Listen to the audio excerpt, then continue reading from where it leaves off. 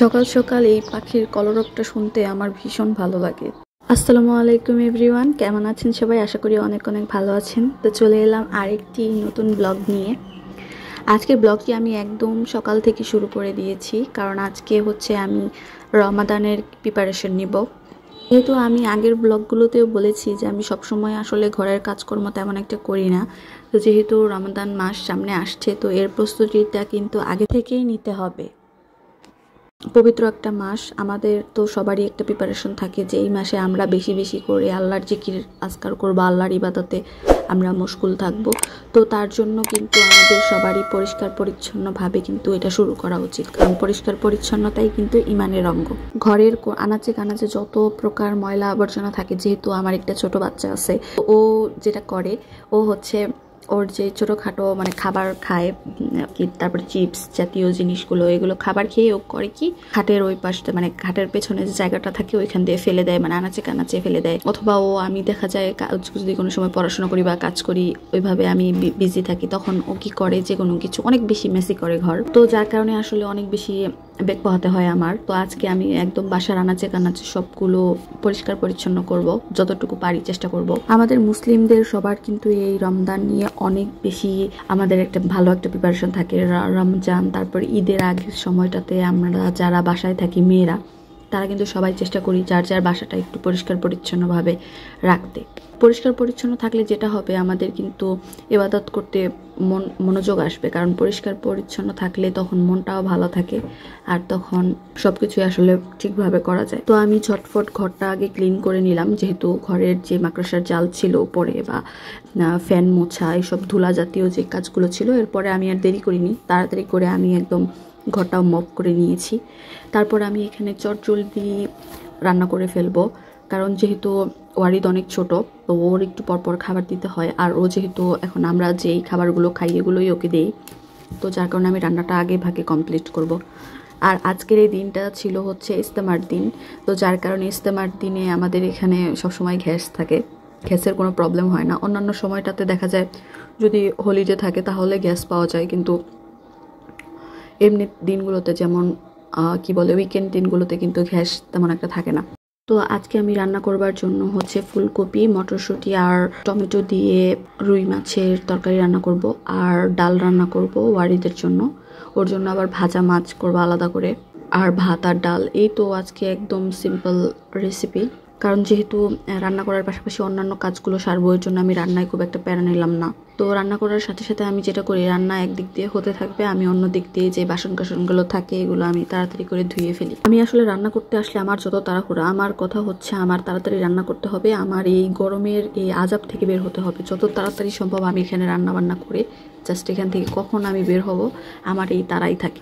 আর যেহেতু রমজান মাসের জন্য একটা কাপড় চোপড় ধোয়ার একটা থাকে আমাদের সবার, তো আমি আমার যে সব কাপড় চোপড় আছে, বেডশিট, তারপর মশারি, পর্দা, এগুলো সব কিছু আমি, আমার যে হেল্পিং হ্যান্ডটা আছে উনি আমাকে এসে ধুয়ে দিবে, জন্য আর কি অতটা কাজের প্রেশারটা পড়ে না। ম্যাক্সিমাম মহিলা মানুষই আছে বলে যে অনেক ভালোবেসে তারা রান্না করে, অনেক ভালোবেসে সংসারের কাজকর্ম করে, কিন্তু বিশ্বাস করেন আমার এই কথাটা হয়তো বা অনেকেরই খারাপ লাগবে, বাট আমার নিজস্ব অপিনিয়ন আমি বলতেছি, আমার এই সব কাজ করতে একদমই ভালো লাগে না, জাস্ট করতে হয় তাই আমি করি। আমার শুধু মনে হয় যে আমার আগের লাইফ, মানে হচ্ছে গিয়ে আমি যখন স্কুল কলেজে পড়েছি, মা বাবার সাথে ছিলাম, তখনকার জীবনটাই আমার হচ্ছে বেস্ট। ওই মানে আমি শুধু সবসময় আমার জল্পনা কল্পনা নিয়ে এটাই থাকে যে আমি যদি মানে সুযোগ পেতাম তাহলে আমি আমার আগের জীবনে চলে যেতাম, যে সকালবেলা উঠে ইচ্ছা করলো খেলাম, না ইচ্ছা করলো না খেলাম। এখনো বাসায় গেলে যেটা হয়, সকালবেলা ঘুম থেকে উঠে দেখি যে আম্মু চা বানায় রাখছে, হয়তো বা একটু চা খেলাম, হালকা পাতলা একটা নাস্তা করলাম, পরে বই টই গুছায় নিজে রেডি হয়ে একদম স্কুলে বা কলেজে ভার্সিটিতে চলে গেলাম। কি জীবন ছিল, কি লাইফ ছিল, কত সুন্দর ছিল। কেন যে মানুষ বিয়ে শাদী করে, মানে এখন মনে হচ্ছে যে এই ডিসিশনটা কেন, এত সুন্দর একটা জীবন যাপন করতাম। তো যাই হোক, একদমই মজার ছলে কথাটা বলা, এটা সিরিয়াসলি নেবার কিছু নেই।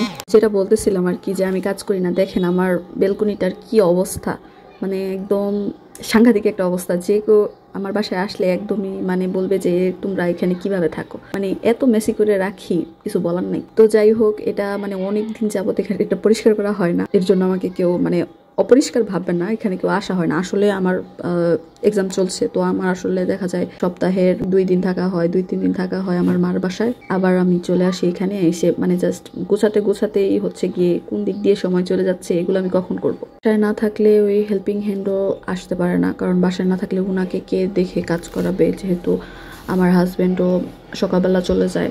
যাই হোক, কোনো ব্যাপার না, মেসি হয়ে থাকতেই পারে, এটা আহামরি কিছু না। সবসময় যে কাজ করতে হবে, সবসময় টিপটপ রাখতে হবে এমন কোনো কথা নেই। তো একটু আরাম দেওয়া উচিত, নিজের শরীরকে আরাম দেওয়া উচিত। সবসময় কাজকর্ম করতে হবে, সংসার করে করে একদম নিজের বেহাল দশা করে ফেলতে হবে, এটা আসলে আমি এর বিপক্ষে। কারণ আমার মনে হয় আমি যদি নিজে ভালো থাকি তাহলেই আমি আমার পরিবারের মানুষদের ভালো রাখতে পারবো। আমার যদি মানসিক স্বাস্থ্যটা ভালো থাকে, আমি যদি মানসিকভাবে ভালো থাকি, তাহলেই হয়তো বা আমি আমার আশেপাশে যারা আছে তাদেরকে আমি ভালো রাখতে পারবো। তো আমি সারাদিনের এই সব কাজকর্ম শেষ করে আমি হচ্ছে গিয়ে সন্ধ্যাবেলা চলে গিয়েছিলাম আমার গ্রোসারি বাজার করতে। যেহেতু আমি রোজার প্রিপারেশন নিচ্ছি, তো রোজার যে শুকনা বাজার আছে যতটুকু সম্ভব আমি একদম চেষ্টা করব যে ঈদ পর্যন্ত বাজারটা করে রাখতে, কারণ যাতে রোজা রেখে যেন আমার এই সব বাজারের কষ্টটা না করতে হয়। যেহেতু অনেক কিছু লাগবে, তো ওইভাবে লিস্ট করে দিলে আসলে ঠিকভাবে আনতে পারে না, তো যার কারণে আমারও যাওয়া লাগে। কিন্তু ছোট বাচ্চাকে নিয়ে বাজার করাটাও অনেক বেশি কষ্টকর। তারপরেও কিছু করার নেই, যেহেতু একা একা সব কিছু করতে হয়, এগুলো কোনো ব্যাপার না, ইনশাল্লাহ ঠিক হয়ে যাবে। আর নিজের বাসার সব কিছু নিজের হাতে করতে পারলে ওটার মধ্যে একটা অন্যরকম একটা তৃপ্তি, একটা শান্তি কাজ করে। এখন যেহেতু আমি একা থাকি, তো আমি যদি সারাদিনও ঘুমাই আমাকে কেউ বলার নেই, আমি যদি কোনো কাজ নাও করি আমাকে কেউ বলার নেই। কিন্তু দেখা যায় এটা কিন্তু আসলে জয়েন্ট ফ্যামিলির ক্ষেত্রে অতটা হয় না, তখন আবার মানে বুলিং এর শিকার হতে হয়, যেগুলো একদমই পছন্দ হয় না আমার। তো এখানে আমি একদম যতটুকু পেরেছি একদম ঈদ পর্যন্ত মানে ঈদকে টার্গেট রেখেই বাজার করার চেষ্টা করেছি। আর যেহেতু প্রতি মাসেই হচ্ছে গিয়ে আমি যেহেতু স্বপ্ন থেকেই বেশিরভাগ সময় বাজারটা করি, গ্রোসারি শপিংটা করি, তো ওরা মাসের শেষের দিকে একটা মানে ভালো একটা ছাড় দেয়, তো ওই সময় গিয়ে বাজারটা করলে মানে অনেক সেভ হয়। আর স্বপ্ন থেকে বারবার শপিং করার ফলে যেটা হয়, আমি যে আমার নাম্বারটা দিয়ে যে ওদেরকে বিলটা পেমেন্ট করি, তো ওইটার বদলেও আমার হচ্ছে গিয়ে অ্যাকাউন্টে পয়েন্ট জমা হয়, ওইটার বেসিসেও আবার আমি পরবর্তীতে আবার ডিসকাউন্ট পাই। তো যার কারণে যে কোনো একটা জায়গা থেকে শপিং করা ভালো। আপনি যখন ওদের মেম্বার হয়ে যাবেন তখন অটোমেটিক আপনি সব কিছুর মানে সব প্রোডাক্টের লিস্ট আপনার ফোনে অটোমেটিক চলে আসবে, কোনটার কত দাম কমতেছে, আনুষঙ্গিক মানে যত প্রকার ইনফরমেশন আছে ওরা কিন্তু মেসেজের মাধ্যমে গ্রাহকদের জানিয়ে দেয়। এখান থেকে আমি পোলাও চাল, রাঁধুনি বিরিয়ানি মশলা, রাঁধুনি গরুর মাংসের মশলা, তারপর রাঁধুনির আনুষঙ্গিক যা যা মশলা লাগে, তেহারি মশলা, কাবাব মশলা, এগুলো সবসময় আমার কালেকশনে থাকে। তারপরে যেহেতু বাসায় অনেক বেশি বিরিয়ানি রান্না করা হয়, তো তার জন্য টক দই, আটা, চিনি, সয়া সস, টমেটো সস, সরিষার তেল, নুডলস, মানে যা যা লাগে আর কি, শুকনা বাজার যেগুলো আছে মোটামুটি করার চেষ্টা করেছি। এগুলো আমি সুন্দর করে গুছিয়ে রাখবো।